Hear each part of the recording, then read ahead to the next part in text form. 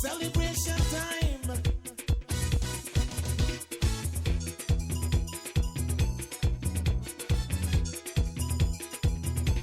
It don't matter what part of the jewel you come from. You da you and me da me. But guess what? All are we the one. See what I mean? Jump and shout all over the nation. We're breaking out with a new creation. The Belize High School of Agriculture opened its doors in 1984. The school was the brainchild of George Labard, a Peace Corps volunteer. Labard has written a book entitled A School for Others, which reflects on the creation of the school and some of his experiences while in Belize. Our Belize Watch team traveled to San Lazaro Village in the Orange Walk District to talk to Labard. We will have that conversation after we hear from our partners, Shell Belize, B&E Charitable Trust, the Barry, and the National Gas Company.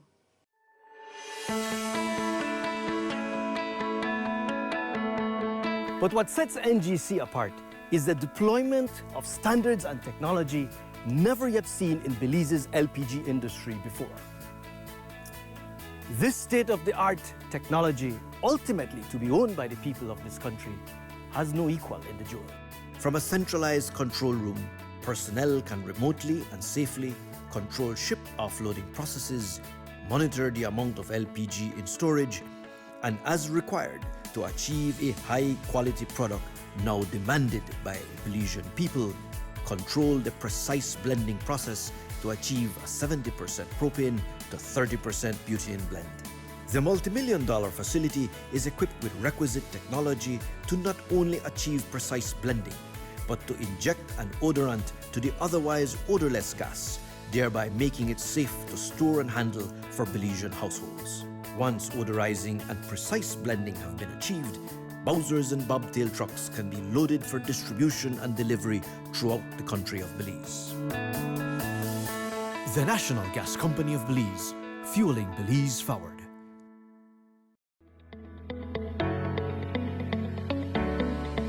Since 2008, the Belize Natural Energy Charitable Trust has created opportunities for Belizeans to develop themselves and their communities. The trust employs tools that are intuitive, collaborative, and accessible so that every Belizean is empowered to achieve their full potential. Over 200,000 Belizeans have been impacted because of our various initiatives. The Belize Natural Energy Charitable Trust, empowering Belizeans of today to create the Belize of tomorrow.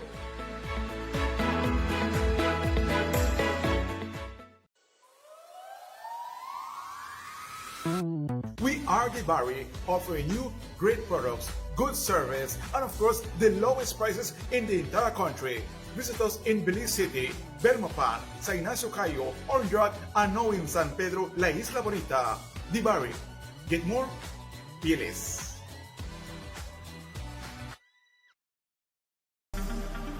Shell V-Power, with 3 times more cleaning and friction-reducing molecules. Go well! Go Shell!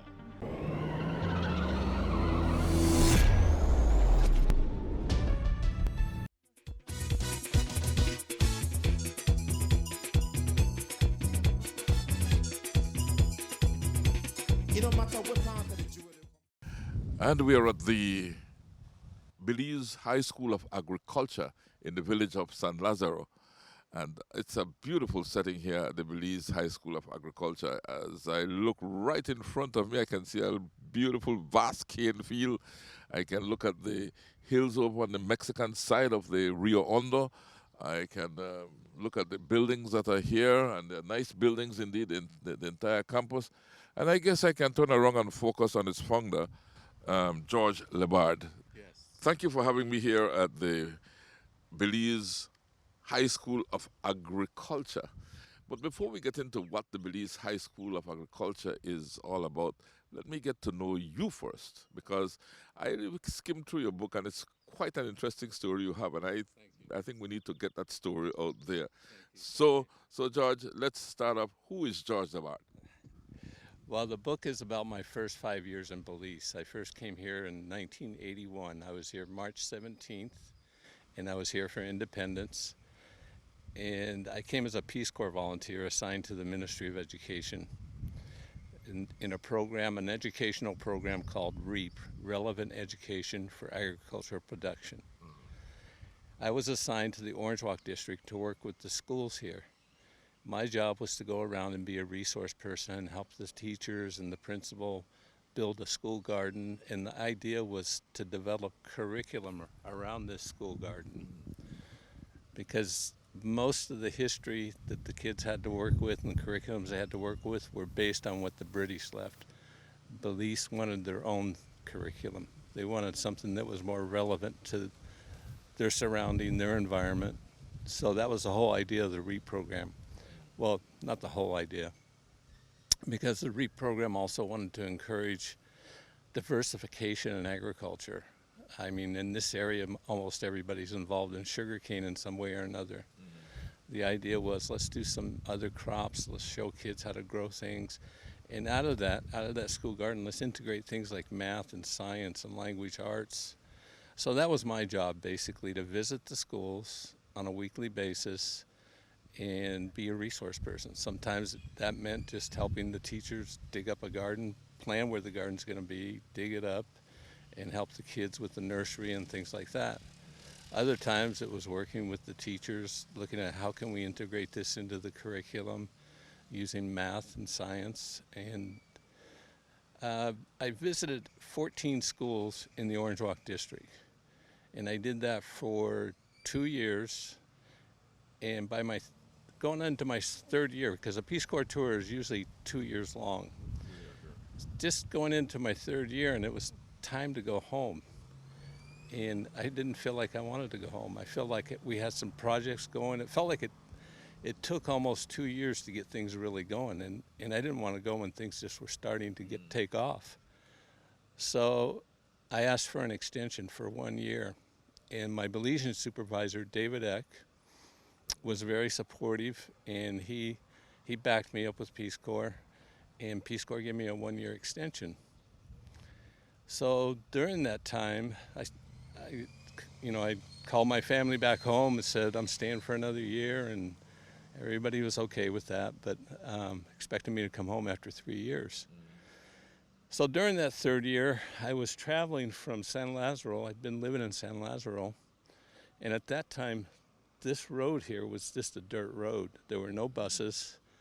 There was no water and electricity in the villages. So things have progressed a lot. Now we have like a highway. The villages have electricity. Villages have water. But anyway, I was on my motorcycle, and I was traveling from San Lazaro, the village close on this side. And then I was traveling over to Trinidad, the next village. And as I was traveling, I had to stop because the Mennonites were working on the road, and they were digging some soil out of this piece of land, and they had knocked down some bush. And when they knocked down the bush, I saw the corner of a building, and so I got off my motorcycle and I walked back here, and That's right here at this campus. Yes. Yes. So I walked back here, and this building here was here. It was hidden completely from the road by the bush. You would never know it was here. Had no windows, had no doors. It had been stripped. And then I looked a little further, and I found a teacher's house over there. Same thing. It had been stripped. You couldn't see it from the road. And it was like a rare moment of clarity, because I knew exactly what it was going to be. The teachers and I had always talked about education and students that do not get to go to school, either because of finances or because at that time they had the Belize National Selection Exam. And if you didn't do well, you had a hard time getting into high school. So there were a lot of kids, especially in the rural villages, who couldn't go to school. And the teachers and principals and I used to talk about, what about the other kids who don't get to go to school? They need something. They need, even if it's an alternative education, they need to know something. So when I saw this building, I knew that was going to be that school. that we were going to develop a school that taught kids how to use their land, diversify from sugarcane maybe, just how to do projects, how to plan, how to do something with their greatest resource, which is in this area is land. So we have a very successful school here, and we'll be looking at the school a little later on. But I want to go back to the very beginning. You were born in the United States. Tell me about your life in the United States and how you came to be connected with the U.S. Peace Corps. Okay, in the United States, I was born in Nevada. I was born in Sacramento, California, but I moved to Nevada at an early age, Reno, Nevada. I grew up there. I did graduate from high school. I never went on to college. I fell into the culinary arts, and I went through an apprenticeship in culinary arts and graduated into a executive banquet chef position with the Hyatt Regency Lake Tahoe. It was a good job. I liked it, but I wanted to do something different. And a friend of mine came to work one day and said she joined Peace Corps. As soon as she said it, I knew I wanted to do that. I applied the very next day. About 3 months later, I got a phone call asking me if I'd be interested in going to Belize to work in a school garden program. And what was your reaction when you were told Belize? What did you know about Belize? I knew nothing about Belize. I said yes, then I went to the library to look up Belize. Okay. I knew it as British Honduras. British Honduras, yeah. That's what we were taught in school in history. So I knew it as British Honduras. So we're talking the year 1980 here, right? Roughly. 1980, yeah. I got here in 1981, so yeah, it was 1980. And so they offered me the position, so I said, yes, I'll take it. And I went for some training in Washington, and then I had some training in Belize City. And then I was assigned to the Orange Walk District.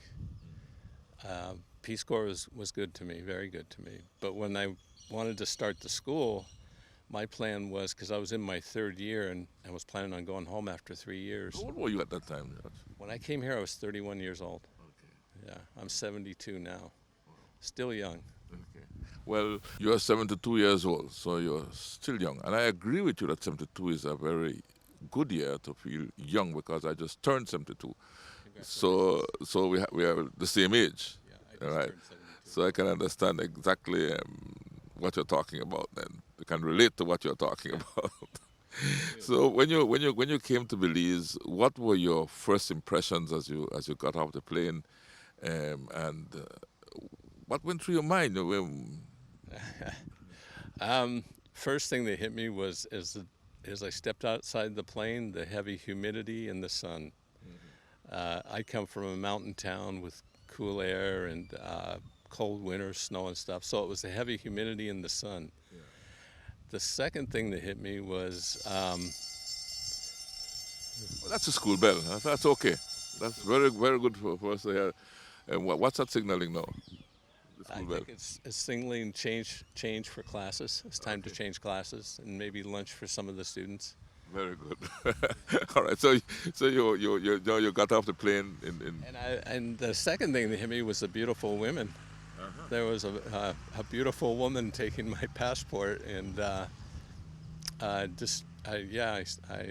really noticed all the beautiful women in Belize, and the people. The people were very nice. When I finally got to the villages, people in the villages were incredibly accepting. And yeah, those are my first impressions, I guess. Just how nice the people were and how accepting the people were, and how honest the people were. So I felt really good about being here the whole time. It was a healing experience for me. And my book is about not just about the building the school and how that happened. It's about my personal growth as well. I came here, I was not in the best shape. I'd been doing a lot of drinking in the States and, just falling into bad habits. Yeah. So that was one thing I wanted to get away from, and coming here was a real healing time for me. Yeah. In all ways, spiritual, just personal growth, empowerment, all those things made a difference to me. You face many challenges settling in as I can see in your book. Maybe you can just go over a few of those. Sure, sure. One of the things that was happening, first I just want to briefly say that I wasn't planning on staying longer than 3 years, but when I applied for money for the school, they would not give me the money for the school unless I agreed to stay for another 2 years as a volunteer to build the school. Okay. And it was during this time that Belize was experiencing, along with other countries, globalization and how it was affecting them, especially with the sugarcane market. Farmers were starting to complain about not being able to sell their cane or not getting enough money for it. It wasn't long after that drug activity started. I had like a courtside seat in the village, and I could see changes happening. I saw people coming into the village to organize the drug trade. And then there were like little factions set up, little gangs set up to, they were mostly growing marijuana. And also a lot of marijuana fields, and after a while there started to be turf warfare, gangs fighting each other. There was a lot of violence. In those days they were calling Orange Walk District Rambo Town because there was so much violence every day. There were people found on the road. But you know, it didn't, I had been here long enough, people knew me. Like I could come around the corner and the BDF and the police were setting up roadblocks in. It was still a dirt road. I'd come around the corner, the police and the BDF would stop me and search me and ask me questions, and then they would allow me to go. But if I came around the corner and the drug dealers set up a roadblock, they know who they're looking for. And as soon as they see me, they say, go through. So they knew who they wanted, and they knew who I was. There was one time I was almost attacked by a rival gang that didn't know me, but the gang that was here and knew me protected me. So most of the time I felt safe. There were challenges like that, but the people in the villages were, regardless of what was going on with the drug trade, the people in the villages were very helpful. San Lazaro and Trinidad both came up here and cleared the bush out of here because this was thick with bush. They both agreed to support the school. They both served had representatives serve on the board of directors. We had lots of kids from each village. It was a healing experience in all ways. The challenges were there, yeah, but the ministry worked with me well. The Roman Catholic Church owned the land. They had 6.5 acres that were theirs, and they agreed to give it to me for $1 a year, a lease for 99 years at $1 a year. And since then, they've given the land to the school. And that was Father Wright I was working with mostly. And Father Wright did all the negotiations with the bishop and got everything cleared. You know, I had to have a legal entity to accept the money, the grant, because I was getting a grant from USAID, United States Agency for International Development. But they needed a legal entity to get the money. So I approached Orange Walk Rotary Club and asked them if they would be the legal entity. And they agreed as long as I joined Rotary. And actually the program, the REAP program that I had been working with was funded by Rotary International. So I had been working or familiar with Rotary before that. So how long were you in the Rotary Club of Orange Walk? Oh geez, 2 years. 2 years.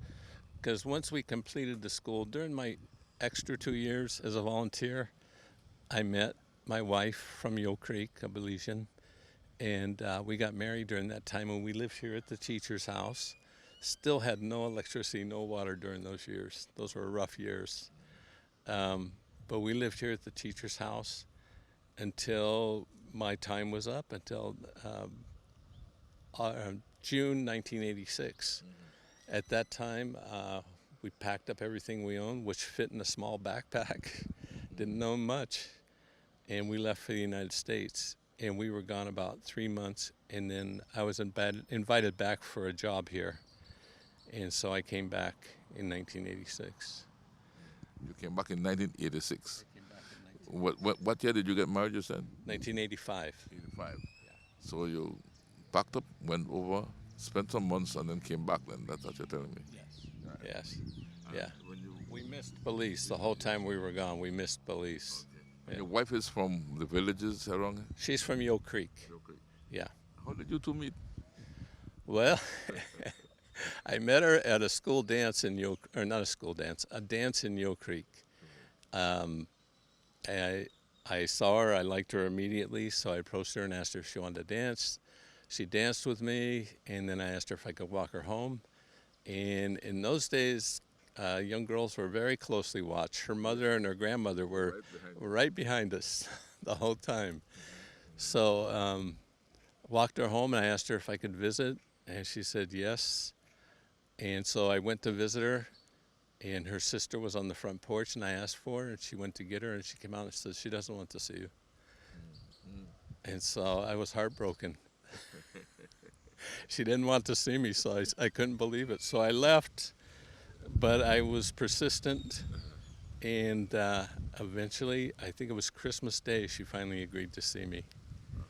And then once she saw me for that first time, I started visiting more often, and then we started going places, always with a chaperone. Always her little sister was with us. Yes. And those days, the parents would demand a chaperone indeed. The older sister, yeah. So we did that for a long time, and then we finally got married. So after about a year. And then you couldn't find yourself living back in the United States and came back to Belize with this job that you're telling me about now. What job was that? Yeah, I went back to the U.S. and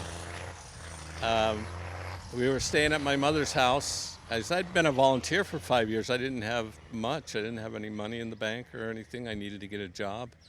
So the only thing I knew was my cooking profession, and I went and I applied at a big casino hotel as a banquet chef. And when I went in there for my interview and I just saw the craziness in the kitchen, I just said, I don't want to do this anymore. It was too crazy. And around that time, I got a call from the former ambassador, first ambassador to Belize. He was here when they got independence, Mr. Barnaby. Yeah, I know him very well. Did you? Okay. Well, Mr. Barnaby called me and said that Coca-Cola Foods had bought some land or gotten some land in Belize, and they needed a manager on the ground. Would I be interested? And I jumped at it. I said yes.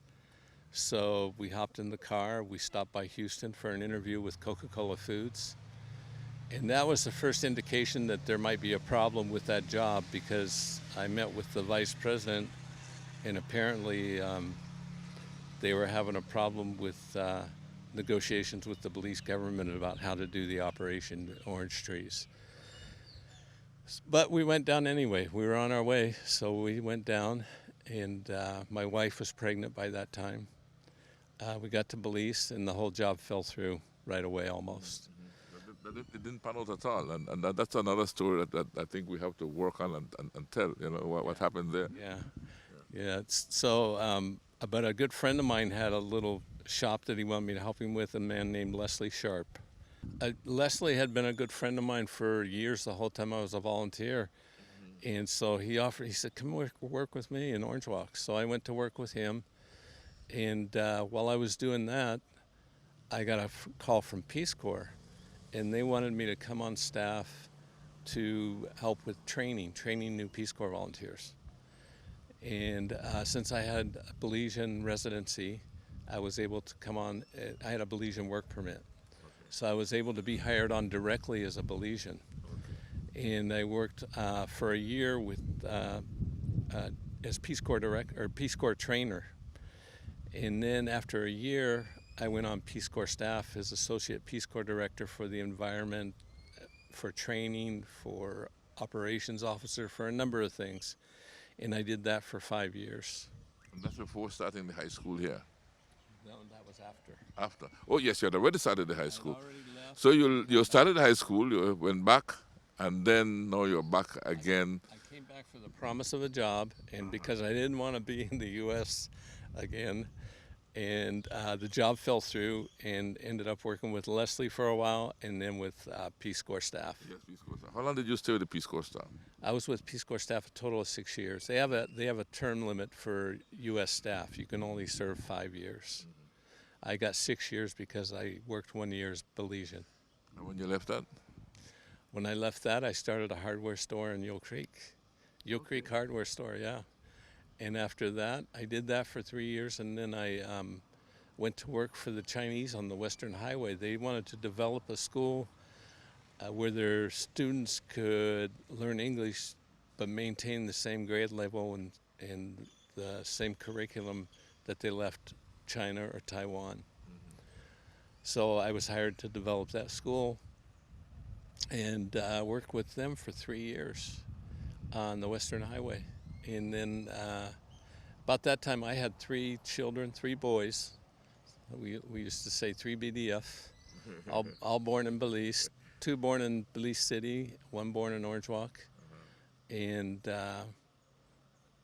they were 7, 9, and 11, and we felt like it was time for them to reconnect with family and culture in the U.S. Okay. So we went back to the U.S. and moved back to where I came from, where I'd last been in Lake Tahoe, actually. And they finished school there, and they're living there now with their families and stuff. My wife and I were going to retire here, and we came here to retire, but then our kids started having kids. Now we want to be close to our grandkids. So you migrate between here and the United States? Yeah, we come here in the wintertime, and we go back there in the summertime. Yeah. Lebard speaks of some of the challenges in getting the school started when we come back. We take a break to hear from our partners. The B&E Charitable Trust, working in the development of Belize by inspiring young Belizean entrepreneurs to dream and to dream big. The National Gas Company, fueling Belize forward. The National Gas Company makes sure that you not only have a guaranteed supply of gas for every household need, but also that it is of the highest quality always. Shell Belize has been fueling Belize for many, many years, and they have done so reliably and with a lot of dependability. And DeBarry stores in Belize City, Belmopan, San Ignacio, Orange Walk, and San Pedro, offering you much more for much less.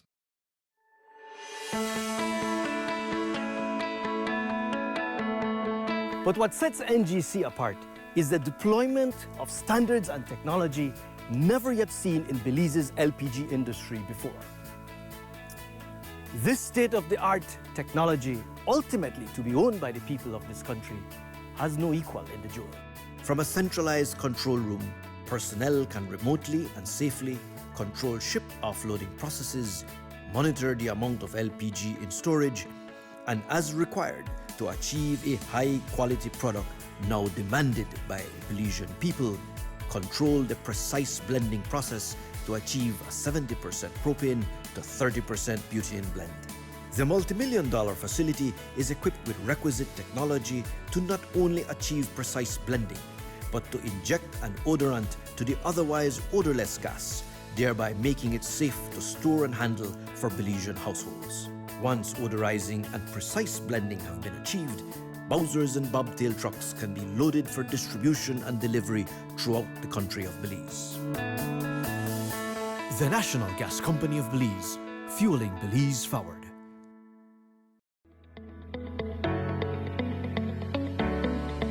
Since 2008, the Belize Natural Energy Charitable Trust has created opportunities for Belizeans to develop themselves and their communities. The trust employs tools that are intuitive, collaborative, and accessible so that every Belizean is empowered to achieve their full potential. Over 200,000 Belizeans have been impacted because of our various initiatives. The Belize Natural Energy Charitable Trust, empowering Belizeans of today to create the Belize of tomorrow.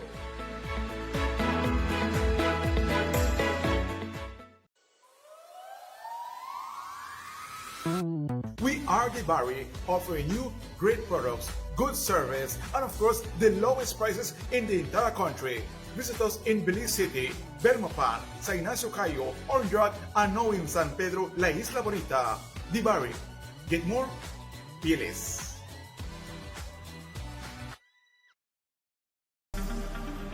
Shell V-Power with 3 times more cleaning and friction-reducing molecules. Go well. Go Shell.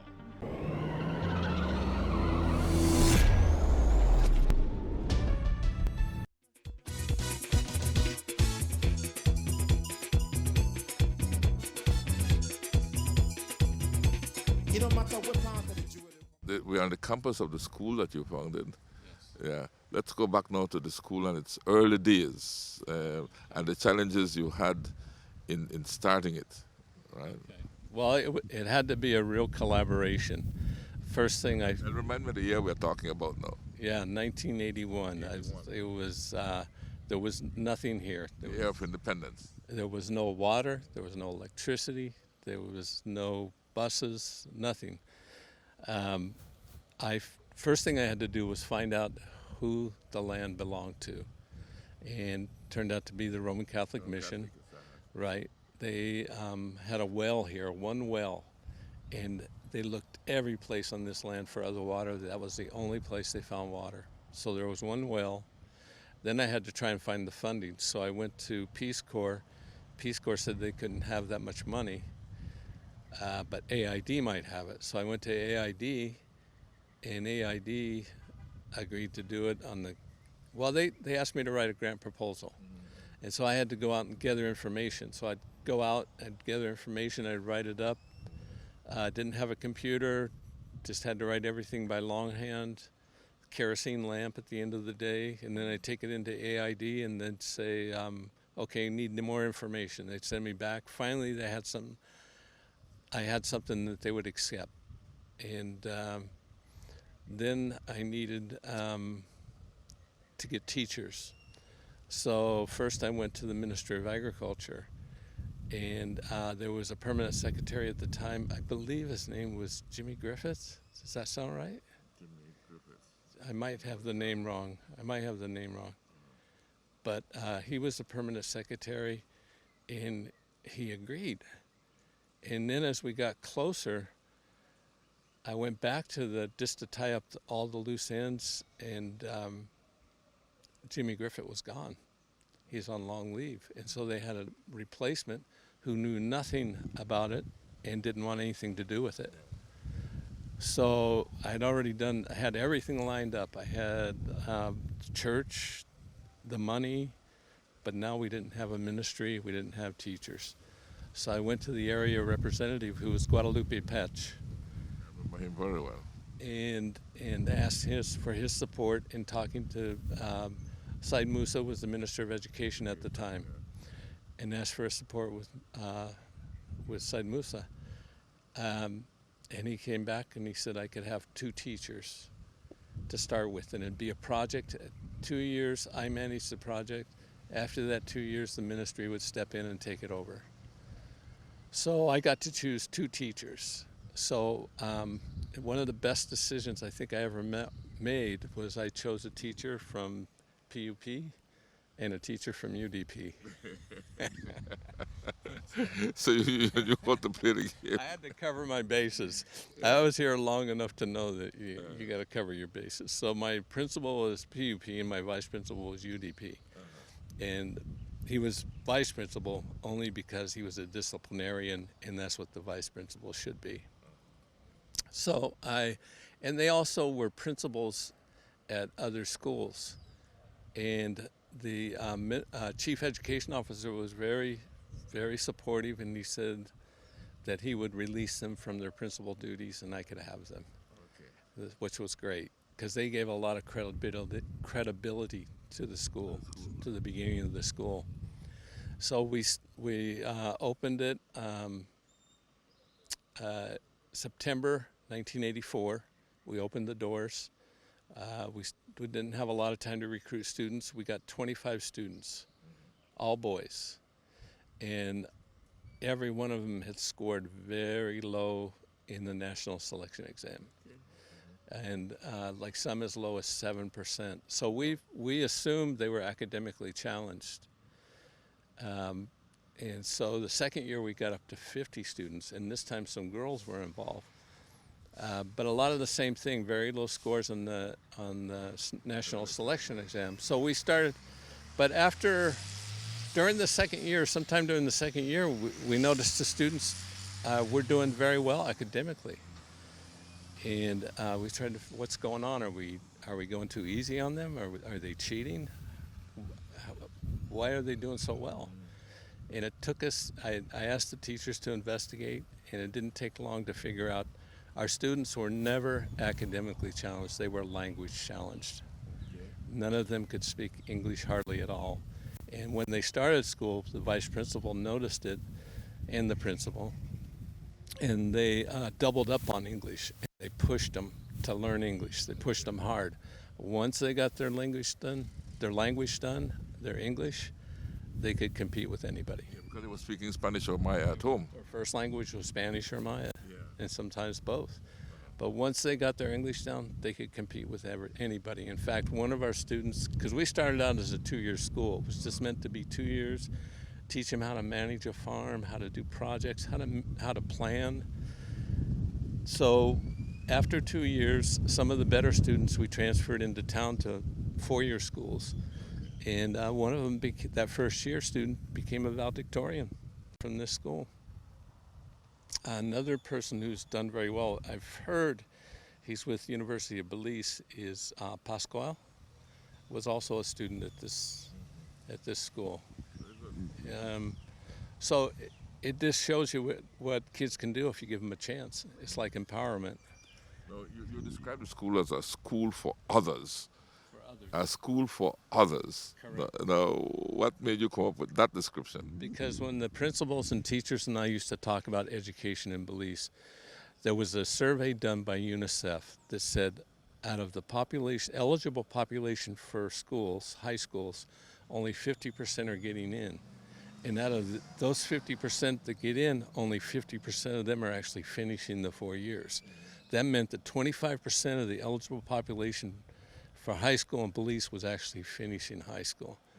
And so we used to call them the other kids. What about the other kids who aren't going to high school?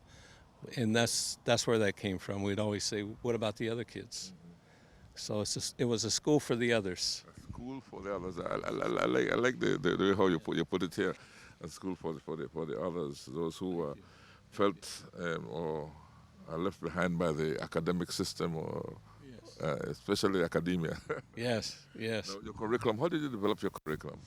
We, as I mentioned before, we had thought we were going to go with the Ministry of Agriculture, and so we were going to focus majority on agriculture. But then when we had to go with the Ministry of Education, we had to meet their standards to be accredited by them. You used that curriculum. I contacted David Eck, and he was with the curriculum unit, and they developed workshops with our teachers to develop the curriculum for this school, which still carried a lot of components of farm management and business management, things like that. And then we had work groups here. Every morning when the kids come to school, they would get into one of 4 groups. They'd either be on a landscaping, a construction. Those first kids helped build the school. They could be in a construction team, a landscaping team, a nursery team, or a livestock team. We had chickens, we had pigs. And then they would rotate every 2 weeks. But they would work 45 minutes in their groups, and then classes would start. You started off, I think you mentioned to me, with 20 students. 25 students. Yeah. You started off with 25 students. What's the capacity today of the school? It's a little over 200, I believe. Yeah, a little over 200 students. As we sit here, 200 children are attending classes here. The school started at 25. Yes. That's nice. No, it's great. I besides my children, it's my greatest joy. I mean, I beat my chest every time I come here. Every 6 months. Huh? Yes. No, I am very, very proud of the school and what the teachers have done and the principals. The original vice principal and principal that I chose stayed with the school for 30 years. And then they retired, and since then Miss Novella has stepped in and done a great job. But I'm very impressed with what the teachers and the principals have done to take the school to the next level. I don't know about this year, but I know one year this school had the highest retention rate of students in the country. Wow. Yeah. We had students that were staying with it. Certainly feels good when you found something and you look at it grow, and you can even step away from it and it continues growing. Yes, yeah, exactly. And that was one of the best things I did, was to leave when I was done, to get out of here, because it was at a point where when a decision needed to be made, everybody looked at me, and that's not what I wanted. This has to be a Belizean school. So, and I'm a Belizean citizen now, so I'm a Belizean now. Now, turning to your book, I think all you have told me just now is described in your book, if I'm not mistaken, right? Along with a few other experiences, is there anyone that comes to mind that we did not discuss? Any one that you'd like to highlight specifically that maybe made a profound change in the way you saw things and the way you did things? Well, that would probably be my wife. Well, yeah, you mentioned her already. Nobody in particular. One of the main drug lords before drugs came into Belize had been a good friend. So it was sad to watch the change happen and see people change and become more involved in drugs, in the area, become more violent. But he was a good friend who recently passed away, but he had to leave the country. Mm-hmm. So that was a major effect on me. I decided to write the book because I saw the history changing. I would come back and I would hear people talking about how the school was developed, and I'd say, no, that's not right. That's not what happened. That's not how it happened. So that was one of my main reasons for writing the book. One of the other reasons was I needed to get these things out of me, everything that I saw, all the violence that I saw and stuff. So it was a healing process for me too, and it kind of clarified my whole growth experience during those years, that 5 years that I lived in this Mayan culture, that I really needed to bring it out and clarify it and heal, because it did have an effect on me that I hadn't realized it had an effect on me. You hear people going to war and stuff and coming back with PST and things like that. I think I might have had a little bit of that. So writing the book helped clear a lot of that up, and it was a healing process for me. And it also established for certain the history of the school, how it was built, how it happened, exactly how it happened. When we come back, we will wrap up our conversation with George Lebard.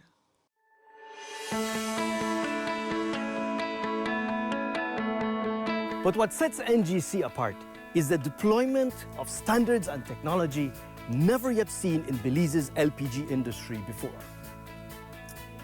This state-of-the-art technology, ultimately to be owned by the people of this country, has no equal in the Jura. From a centralized control room, personnel can remotely and safely control ship offloading processes, monitor the amount of LPG in storage, and as required to achieve a high-quality product now demanded by Belizean people, control the precise blending process to achieve a 70% propane to 30% butane blend. The multi-million-dollar facility is equipped with requisite technology to not only achieve precise blending, but to inject an odorant to the otherwise odorless gas, thereby making it safe to store and handle for Belizean households. Once odorizing and precise blending have been achieved, Bowsers and bobtail trucks can be loaded for distribution and delivery throughout the country of Belize. The National Gas Company of Belize, fueling Belize forward.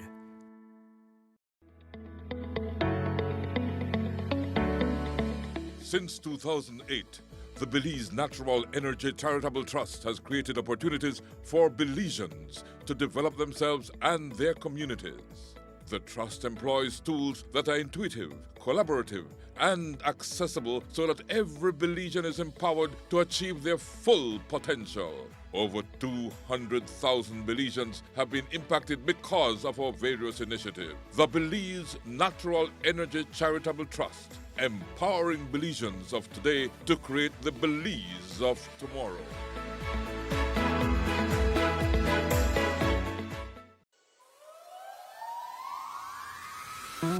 We are Gibari, offering you great products, good service, and of course, the lowest prices in the entire country. Visit us in Belize City, Belmopan, San Ignacio Cayo, Orange, and now in San Pedro, La Isla Bonita. Gibari. Get more? Be less.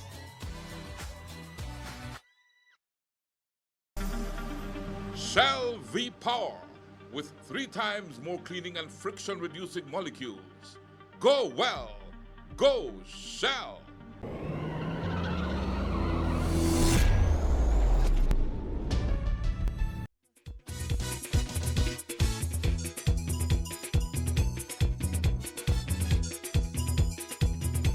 It don't matter what part of the jewelry. That's also very important, because writing a book I can tell you that almost by experience as well, because I did write a book, Thanks for Choosing Love, which helped me to look at things, in a whole different way and orient your life and move forward, and accepting the good parts of things and putting the undesirables behind you and moving forward. Exactly.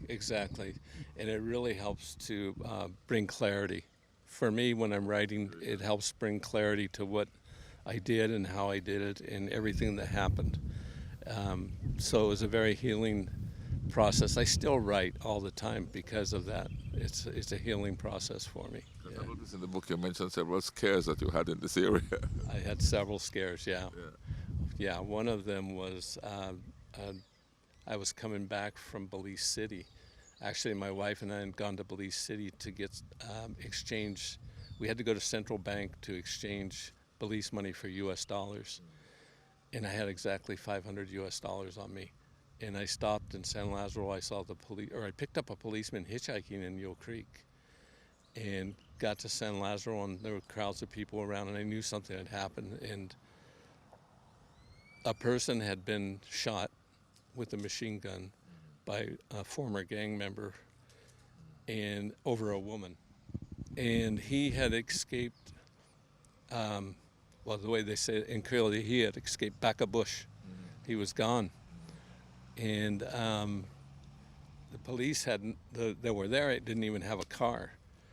So I came here, my wife went in the house, I went out to feed the pigs.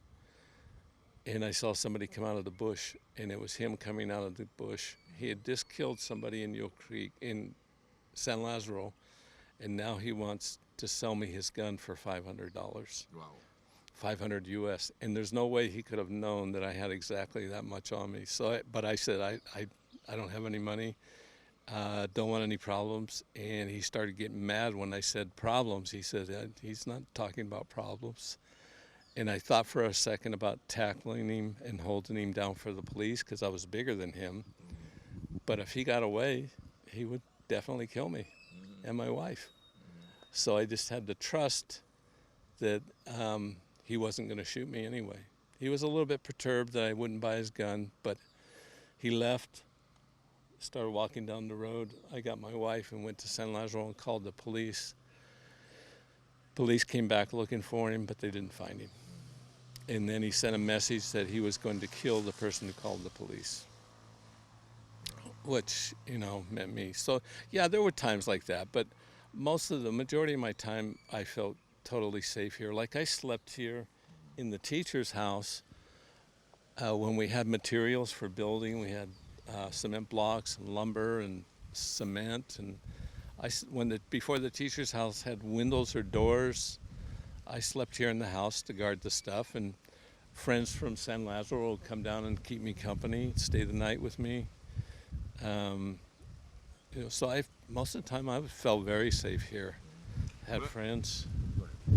yeah, I had good friends, and everybody was always very supportive. And like I could go grab somebody. I remember when we built the road so they could bring in materials. I grabbed a friend of mine and said, "Let's go, grab a machete." He didn't hesitate. He grabbed a machete. His father came out. I said, "Where are you going?" "We're going to go build a road." And his father said, "Wait a minute." He comes back with an axe and gives us an axe. And we come back. We start clearing a space so trucks can come in with cement and everything. And we killed a lot of snakes that day. And we discovered that good snakes run away, the bad snakes don't. They don't. They stand their ground. Yeah. So we finished clearing a place for the road, but by the time we were done, we were both pretty nervous. I could imagine. Now, your experiences in Belize, you say, have overall been much more pleasant and positive than negative. Oh, much more positive than negative, yeah.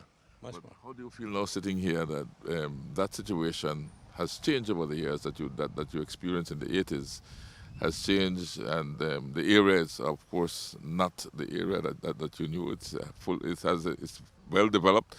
The wars over the drugs no longer exist. I mean, Orange Rock is no longer known as Ramotong, and what have you.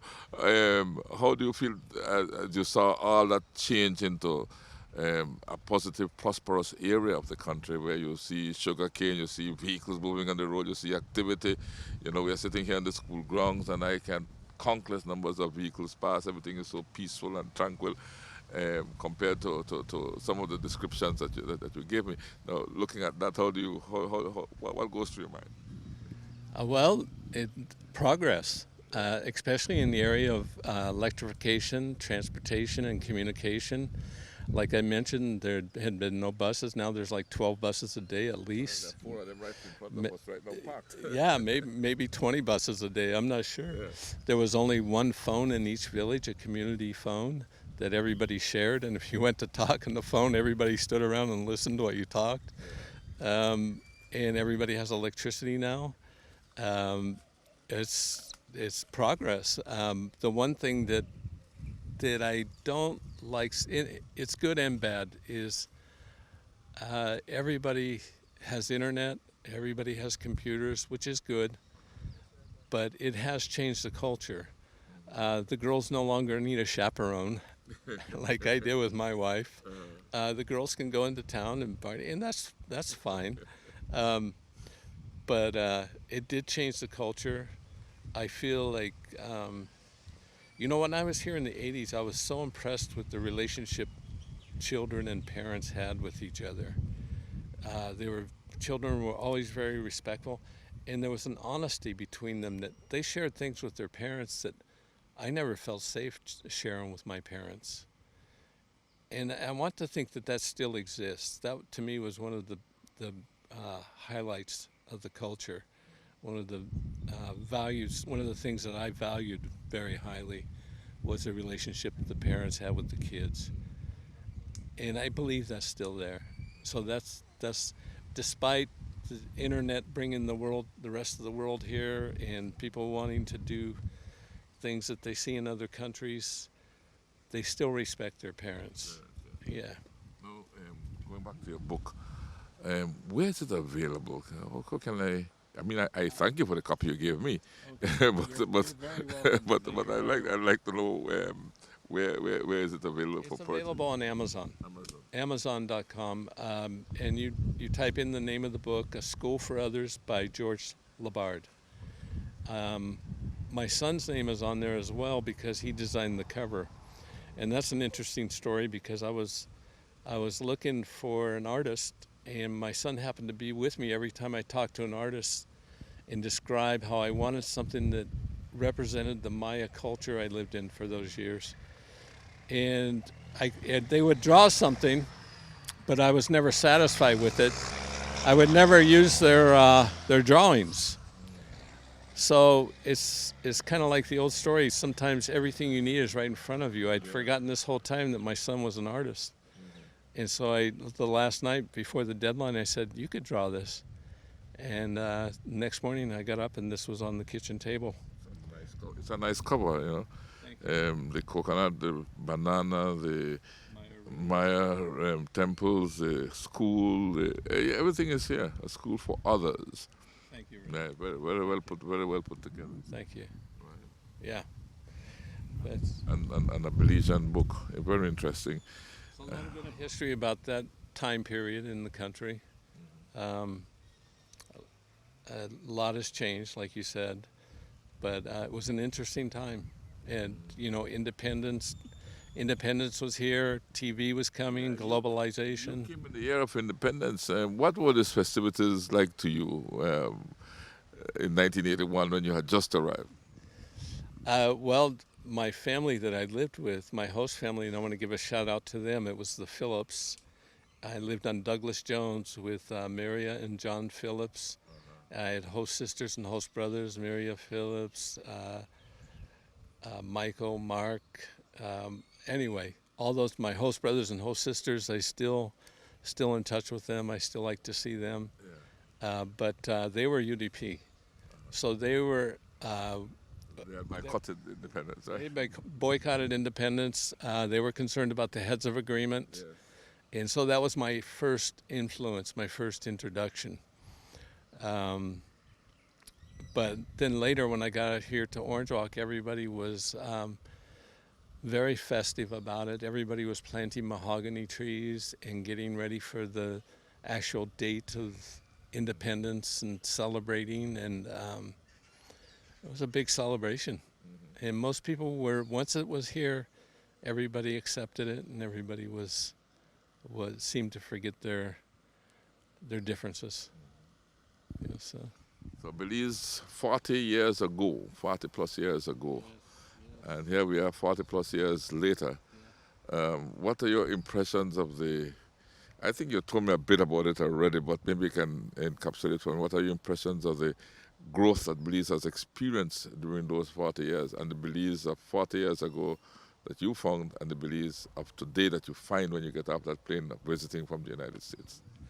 Wow, that's a hard question.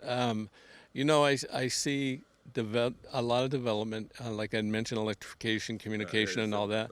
But I also see more opportunities in education. There's now the University of Belize, which didn't exist in those times. There's more junior colleges. So there's a lot more opportunity for kids to further their education. I would still like to see more job opportunities for them. Many of the kids here are so bright and have taken their education to the master's level, to the PhD level, but there's not that much opportunity for them still. But so I would like to see that grow more. But overall, Belize is, you know, still a country that I love and love being here. The people are still welcoming and accepting, and that's, I think the best thing is Belize with all this culture. You're a Belizean, whether you're Mayan, Spanish, or Garifuna or Creole, you're a Belizean. You're a Belizean first, and that still exists, and that's one of the things I love about Belize. I wish I could say more about changes, but you know, the important thing to me is the things that you don't want to change haven't changed that much. Yes. The culture and the heart of the people. Culture and the heart of the people. That's right. Exactly. I'd like to see politics change, but I guess a lot of us would share that sentiment. Yes. But you know, I don't think it's as intense as it was during the 80s. I mean, in those days, people even, if they were UDP, they painted their house red, or if PUP, they painted their house blue. I don't see that so much anymore, which I think is a good thing. You know, it's people's own business who they vote for. Yeah, so. Well, George, you know, thank you so much for sharing your life story with me. Thank you for inviting me. Thank you very much for inviting me. I appreciat it. Thank you, Renee. I guess a question here would be, you're 72, but life does not end at 72, because they're not telling me that my man is ended at 72 too. What's next for George? You know, I'm enjoying my grandchildren, spending time with them. My wife and I have been married 36 years now. First 30 years are the hardest, by the way. After that, it's all downhill. But I'm enjoying spending time with my grandkids. I don't want to get involved in anything that's going to take me away from that or big projects. I keep writing, and another book is in mind. So one of these days, hopefully you'll see another book. But other than that, I'll go back to the States and spend time with my grandkids, and I'll be back here next winter. Yeah. In my case, George, I'll keep on working. I enjoy what I do, so I will just try and do it maybe at a little slower pace, but still do it. Right. No, I can't slow down. I keep working. I always find projects to work on around the house, and if I can't find anything, I sit down and write. Yeah. I won't stop working, and I guess I'll start writing again. Good. So thank you and congratulations on what you have done for Belize, and keep on being a good Belizean, you know. Thanks, man. Thank you, Renee. And Belize has done a lot for me too. Yeah. So thank you. Okay, all the best. All the best to you too. Belize Watch. Knowledge of the past, impacting the present, building the future. Celebration time.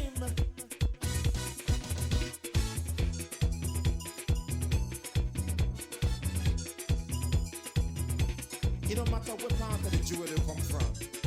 You that you